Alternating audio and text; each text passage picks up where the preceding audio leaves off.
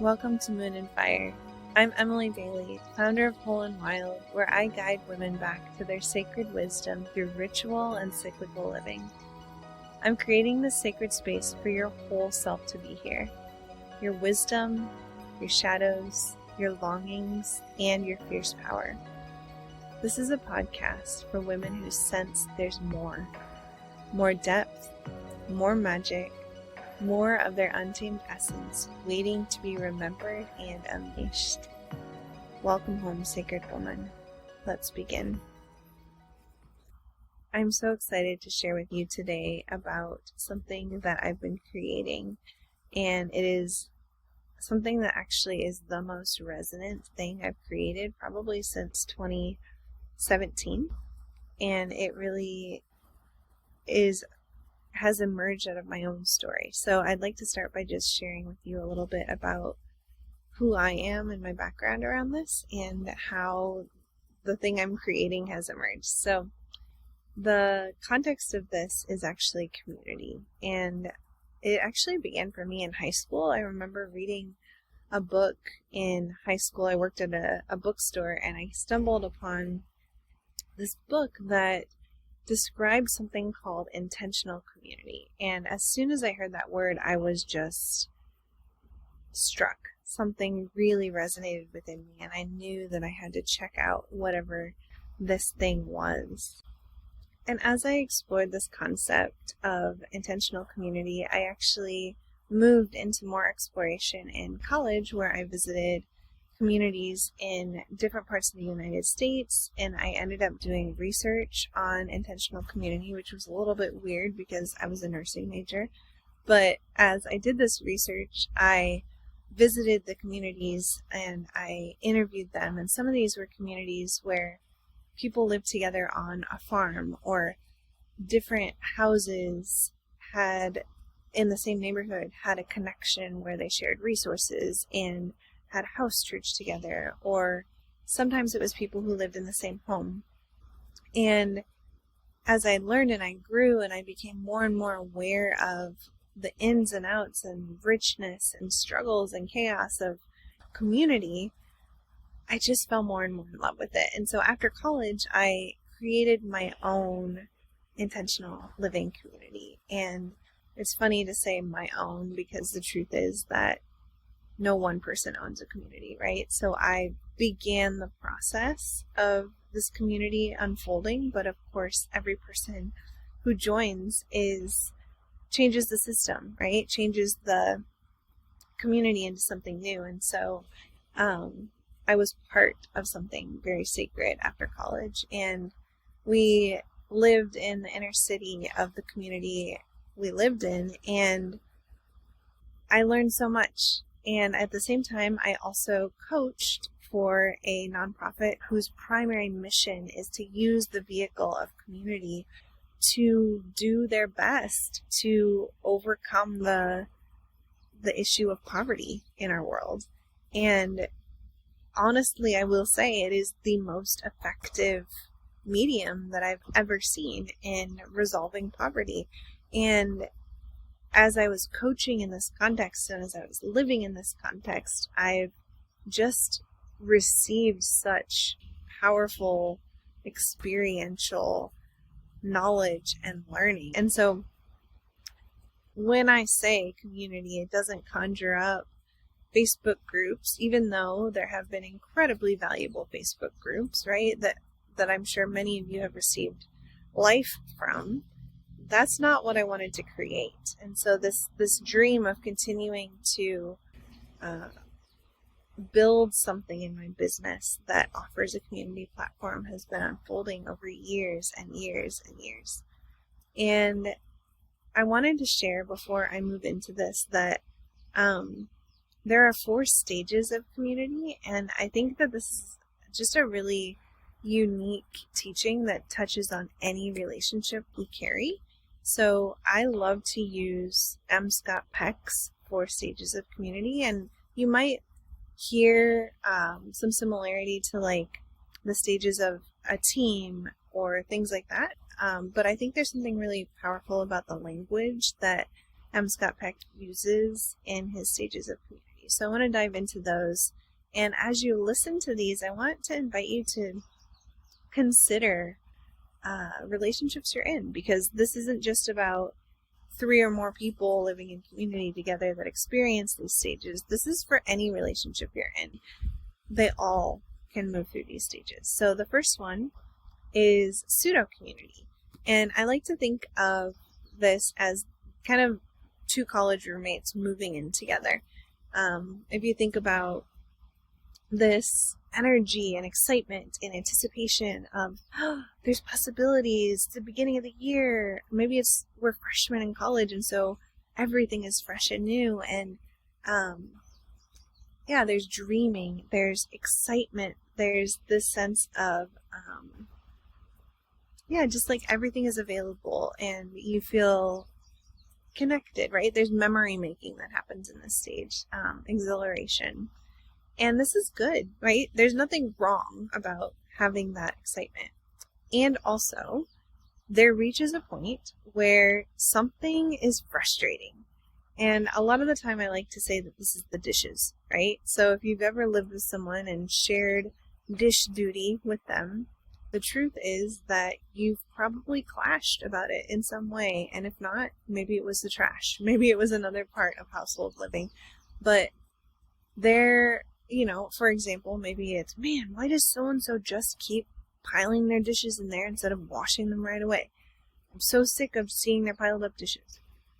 But we're good. We're community. So you just kind of keep the message inside you. You let the frustration stay there. You don't express it because you're settling for the mere appearance of community, right? Pseudo community, rather than the actual thing. And so at some point, the frustration comes out, hopefully, honestly, because the next stage in M. Scott Peck's stages of community is called chaos. And I know it sounds messy, and it is messier, but it is better than pseudo-community. Not because pseudo-community was wrong or didn't have its right place, but because chaos means you've moved into the real, honest work of community. And in chaos, maybe you say like, hey, I'm so frustrated with you. You keep doing this, right? Like you aren't doing the dishes the right way, or you're frustrating me, or here's how I feel. And maybe you've shown up with your words in a respectful way, but there's still a sense of frustration and conflict that arises. And this is the part where a lot of people opt out of community because that's what we're taught to do, right? Like we have so many options out there. We don't have to stick around if there's conflict. But the next stage of community is emptiness. And I grew up with like a spiritual training around different resources that I think offer really good insight into how to communicate about emptiness. And what I mean by that is I think the tools of confession and repentance, if you can remove your own baggage, maybe religious baggage, from those terms, there's something beautiful that happens when in the midst of conflict, you're able to say, or maybe right after you've stepped away from the conflict for a moment, you're able to say, I own responsibility in this as well. I want to confess to you that I wasn't holding space for there to be more than one right way to do dishes, right? And that's not very generous of me, right? Like I was holding judgment in my mind as I was, carrying on with my comfortable way of being, right? Whatever it is, like I'm just making up a scenario around the dishes, but there's a practice of coming into ownership around your responsibility for what happens in human conflict, right? Like I own that I'm a participant in what is wrong here. And repentance is and I'm choosing to commit to doing it differently from here forward, right? So emptiness requires that you not only blame, but rather alchemize that blame into taking ownership and responsibility in a healthy way, in a realistic, balanced way for, actually, I've got some skin in the game here too. So I want to be real about that, and I want to say I'm sorry. And that actually ushers in true community, which is the next stage. And true community does not mean that there's not conflict, but it does mean that it's done well. And what happens that's distinctly different in the stage of true community is that conflict isn't about the dishes anymore.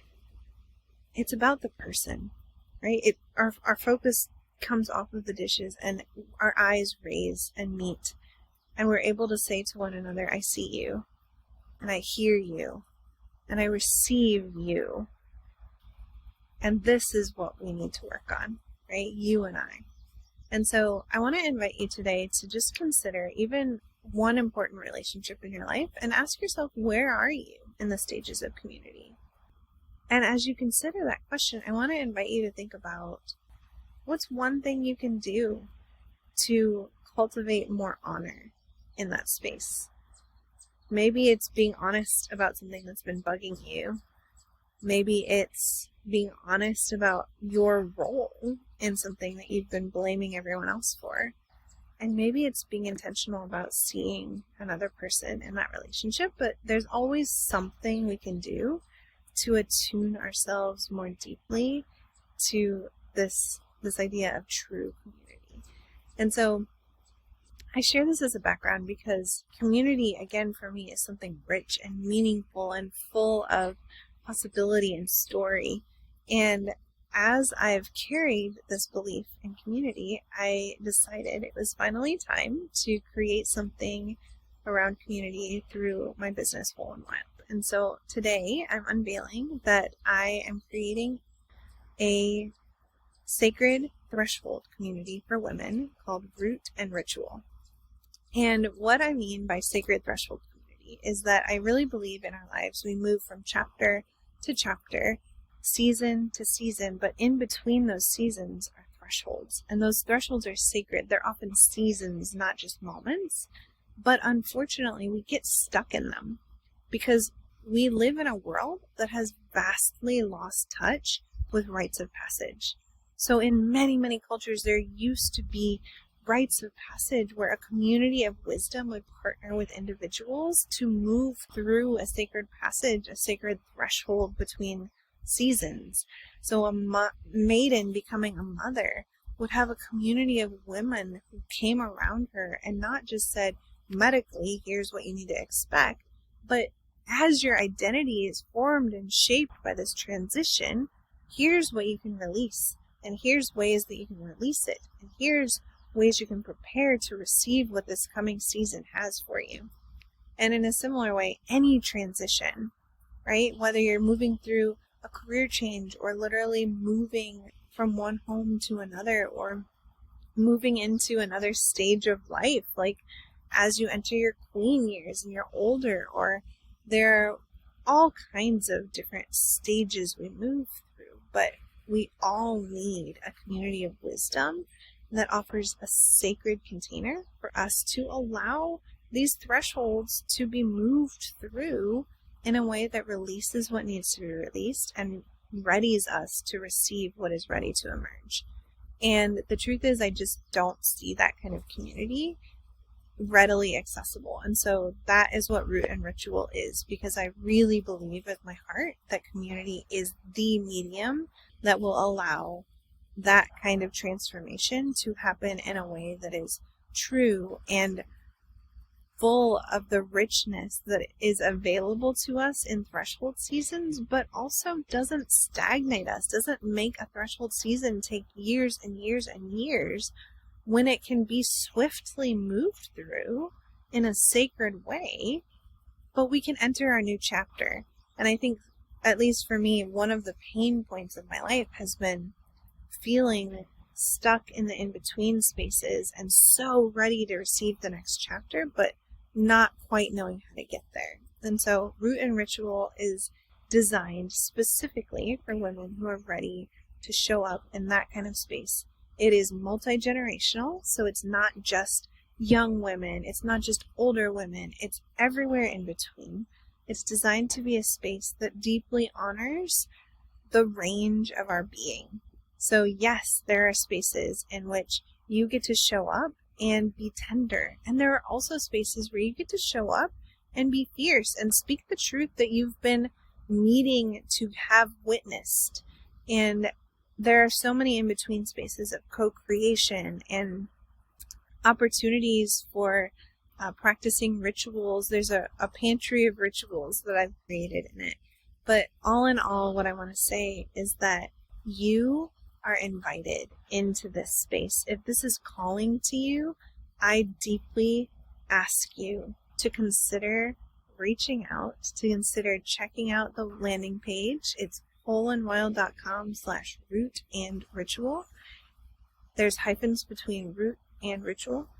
And make yourself at home in that page. Notice how it's been crafted into a home that has sacred spaces that are meant to hold you. And if it calls to you, I beckon you, I challenge you to show up, because this is your time. And I invite you to move through your threshold with grace, with a community of wisdom who are held in a sacred, coached posture, right? So I'm going to be there as a facilitator with a coaching posture and a servant leadership paradigm, stewarding the growth of this community. And the truth is that as a founder, I'm opening the doors to 15 founding members, only available until June 30th. And these 15 founding members, you're going to be shaping the rhythms of this community. So I have created an architecture. There are rooms for you to inhabit, but the way we show up in that space will be formed and shaped by us. And you're part of the us. So I look forward to discovering that alongside you and co-creating it. So my invitation to you today is to honor the wisdom that is rising up in you. And if you know that this is your season, this is your threshold moment to move through it with sacred ease, with delight, with power, I invite you to come. Remember the sacred cycles, reclaim your radiant fire, and unleash your intuitive magic. Thank you so much for being here, Sacred Woman. Until next time.